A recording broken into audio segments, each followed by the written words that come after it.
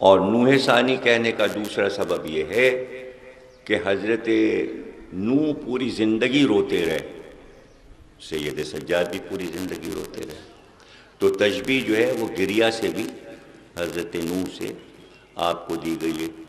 بہرحال یہ تو روایتیں عام طور سے مصائب کے لحاظ سے لوگ یہی بیان کرتے ہیں کہ آپ گریہ فرماتے رہے، لیکن گریہ فرمانے میں اپنے امامت کے فرائض سے غافل نہیں ہو گئے۔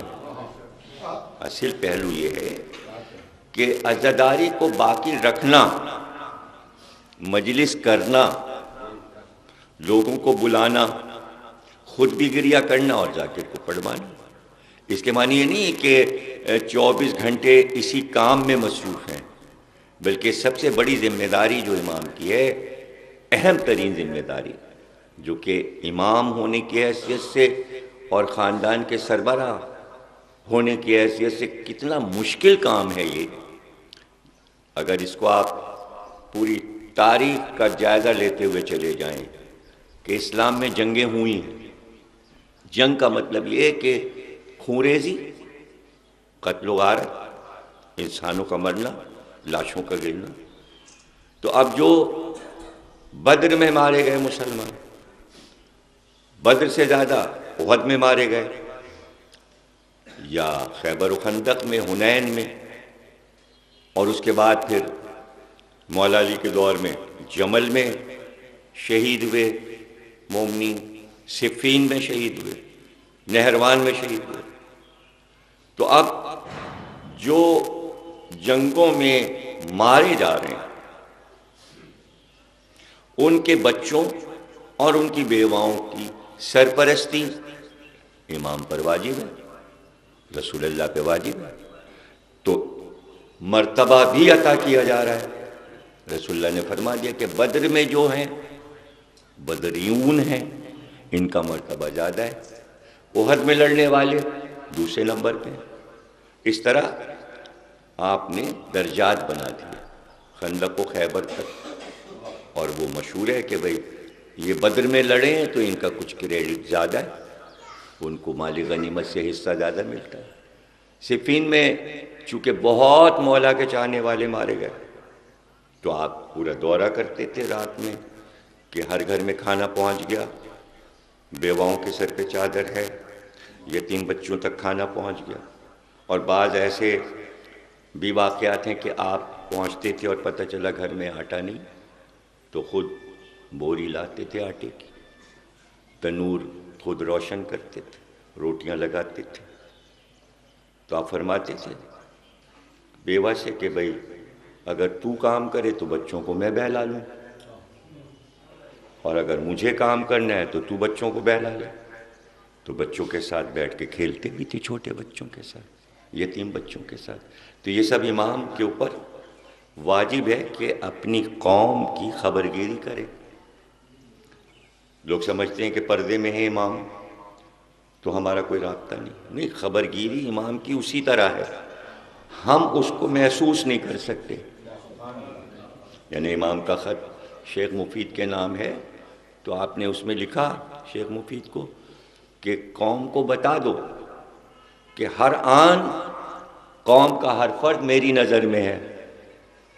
امام مہدی فرماتے ہیں میری نظر میں ہے، اور جملہ فرمایا دلیل کے لیے تاکہ ذہن میں محفوظ ہو جائے کہ تمہیں نہیں پتا کہ میں نگرانی تمہاری کیسے کرتا ہوں، مجھے پتا ہے کہ کہاں تمہارے دشمن تم کو ختم کر دینا چاہتے ہیں، اور ہم ان کے ارادوں کے رخ کو موڑ دیتے ہیں اور تمہیں بچا لیتے ہیں۔ اس میں آپ بہت سی چیزیں اگر تاریخ میں اس جملے کو امام کے تلاش کریں گے تو آپ کو مل جائے گا کہ مثلا افغانستان میں شیعوں کا قتل ہو رہا تھا، اچانک امریکہ وہاں گھسا تو رخ بدل گیا اور وہاں کے مومنین بچ گئے۔ اسی طرح عراق کا ایک رخ بدل رہا تھا سیاسی طور پہ، بش وہاں پہنچ گیا اور نئی حکومت بنا دی، صدام کو ختم کر دیا، شیعہ بچ گئے۔ اسی طرح آپ دیکھ رہے ہیں کہ شام میں شیعہ مارے جا رہے تھے اور حملہ ہونے والا تھا، لیکن حملہ نہیں ہو سکا اور رخ بدل گیا۔ اسی طرح لبنان میں دیکھ لیجئے کہ شیعہ مارے جا رہے تھے، رخ بدل گیا۔ تو یہ سب رخ بدلنا زمانے کی سیاست نہیں ہے، یہ امام زمانہ کے اقدامات ہیں۔ ایک صلوات پڑھیے گا۔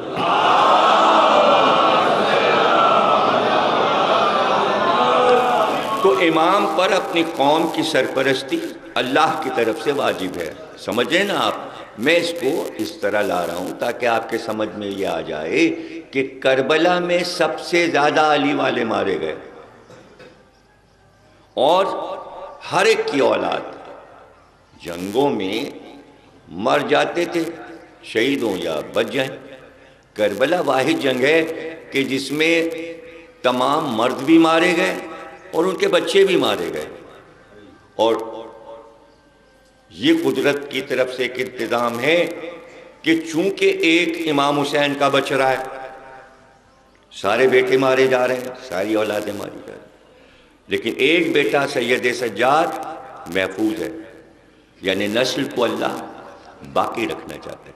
تو عدل الہی یہ تھا کہ جتنے لوگ کربلا میں مارے گئے ہیں اگر ان کے بچے شہید بھی ہوں تو ایک ہر ایک کا محفوظ رکھا جائے تاکہ کسی کی نسل منقطع نہ ہو۔ حضرت زینب کے 3 بیٹے شہید ہو رہے ہیں، ایک کا تو ذکر اتنا نہیں ہوتا جتنا اون محمد کا ذکر ہوتا ہے، لیکن تاریخ نے لکھا کہ تیسرا بیٹا بھی شہید ہوا، لیکن آپ کے 5 بیٹے تھے اور 2 بیٹے میں تینے میں محفوظ رہے۔ سب سے بڑے بیٹے علی زینبی تھے جن سے نسل چلی حضرت زینب کی۔ اسی طرح حضرت مسلم کے 8 بیٹے تھے، 2 کربلا میں شہید ہوئے، 2 کوفے میں شہید ہوئے۔ اس کے بعد جب خیمہ جلا اس وقت بھی جناب مسلم کے 2 بچے مارے گئے جن کی لاشیں حضرت زینب اور ام کلثوم نے بعد میں اٹھائیں، لیکن ایک بیٹا محفوظ رہا کہ حضرت مسلم کی نسل چلی۔ حضرت عباس کے 2 بیٹے کربلا میں شہید ہوئے، قاسم اور محمد، لیکن ایک بیٹا ام البنین کے پاس رہا۔ یعنی یہ عدل امامت ہے کہ اگر میرا ایک بچ رہا ہے تو کربلا کے ہر شہید کا ایک بچے گا۔ حضرت حور کا ایک بیٹا ساتھ ہے، وہ کربلا میں شہید ہوا، دوسرا کوفے میں۔ حبیب بن مظاہر کا ایک بیٹا کربلا میں شہید ہو رہا ہے، ایک کوفے میں بچ رہا ہے، جس نے بعد میں اپنے باپ کا انتقام بھی دشمن سے لیا حبیب کے بیٹے نے۔ اس طرح زہیر کا بیٹا، عابس کا بیٹا، شبیب کا بیٹا، سب کے بیٹے اور ان کی نسلیں موجود ہیں۔ ان کی نسلوں میں علماء نکلے، تو آپ ان کی نسلوں کے شجرے بھی دیکھ سکتے ہیں کہ وہ کہاں کہاں آباد ہے۔ غیب میں اس لیے رکھا کربلا کے اسحاق کی نسلوں کو تاکہ دشمن کو پتہ نہ چلے کہ یہ کربلا والوں کی نسل جاری ہے۔ سب کو نہیں معلوم ہے، علماء کو پتہ ہے کہ کہاں کس صحابی کی نسل ہے۔ اب یہ بتائیے کہ وہ جو مارے گئے ہیں تو ان کے گھر کی عورتیں جو بیوہ ہوں اور وہ بچے جو چھوٹے ہیں جو یتیم ہوئے، ان کی سرپرستی امام پر واجب ہے۔ تو مجلس تو رکھی ہے شیعوں کے لیے تاکہ انہیں علم ملتا رہے اور واقع کربلا پتہ چلتا رہے، لیکن سب سے بڑی ذمہ داری سید سجاد کی ہے کہ ان بیواؤں اور یتیموں کی سرپرستی کیسے کی جائے۔ انہیں مکان بنا کے دیے جائیں، انہیں کپڑے ملیں، لباس ملے، رزق ملے، کھانا ملے اور سکون سے یہ رہیں۔ تو اس کے لیے امام نے کربلا سے واپسی پر پھلوں کی تجارت شروع کی اور مدینے کی زمینیں آپ نے خریدیں۔ اب کہاں سے خریدیں لوگ؟ اب سوال تو کرنے والا جانے کیا کیا سوال کر سکتا ہے، لیکن میں خود ہی اپنے سوال بنا لیتا ہوں اور پہلے ہی جواب دے دیتا ہوں تاکہ کسی کو بعد میں پوچھنے کی زحمت ہی نہ ہو کہ یہ کیا ہوا اور وہ کیا ہوا۔ تو مجھے تو ہر پہلو معلوم رہتا ہے کہ کہاں سے ذہن میں سوال پیدا ہوگا۔ تو چونکہ مولا علی نے 12 چشمے مدینے میں زمین سے نکالے تھے۔ عرب میں سب سے قیمتی چیز زمین نہیں ہے، پانی قیمتی ہے۔ چشمے بکتے تھے، کنویں بکتے تھے، جس کے پاس کنواں ہے وہ سب سے بڑا ارب پتی ہے۔ آج کے دور میں تو جس کے پاس پلازا ہے، زمین ہے، پوری کالونی ہے، محل ہے، وہ امیر ہے، اس لیے کہ یہاں پانی کی پریشانی نہیں، سامنے تو گومتی بہہ رہی ہے۔ اگر نل سارے بند بھی ہو جائیں تو لوگ اپنے ڈبے بھر کے لے آئیں گے گومتی سے، پانی تو مل جائے گا۔ پانی عرب کے لیے قیمتی ہے، جہاں پانی کی تلاش میں میلوں چلنا پڑتا تھا، عراق میں پانی کی پریشانی، عرب میں پانی کی پریشانی، اور پانی کو اتنا ترسے ہوئے تھے عرب کہ آپ اسے محسوس نہیں کر سکتے۔ آپ کے پاس پانی ہے، چونکہ گومتی کا کنارہ ہے، اس لیے لکھنؤ کا یہ علاقہ دریا کے پاس کا اودھ والوں نے کیوں پسند کیا؟ اس میں کیا راز ہے؟ اس لیے کہ بادشاہوں کو سبزہ پسند تھا۔ اکبر بادشاہ نے بھی جمنا کا کنارہ پسند کیا، دہلی میں گنگا کے کنارے بادشاہوں نے محل بنائے، آباد ہوئے، تو اتنا پورا لکھنؤ چھوڑ کے یہاں آ گئے، یہ محمد علی شاہ یہ بنانے لگے، آصف الدولہ وہ بنانے۔ دریا سے قریب، جو دریا سے قریب علاقہ ہوگا وہاں سبزہ ہی سبزہ ہوگا۔ سبزہ چونکہ آنکھوں کو نور دیتا ہے، امام رضا علیہ السلام نے بتایا کہ جس کی آنکھوں کی روشنی جا رہی ہو، صبح سویرے اٹھے سبزے پہ چلے اور سبزہ ہی سبزہ دیکھے، روشنی واپس آ جائے گی۔ تو یہ سب راز ہیں سبزے میں۔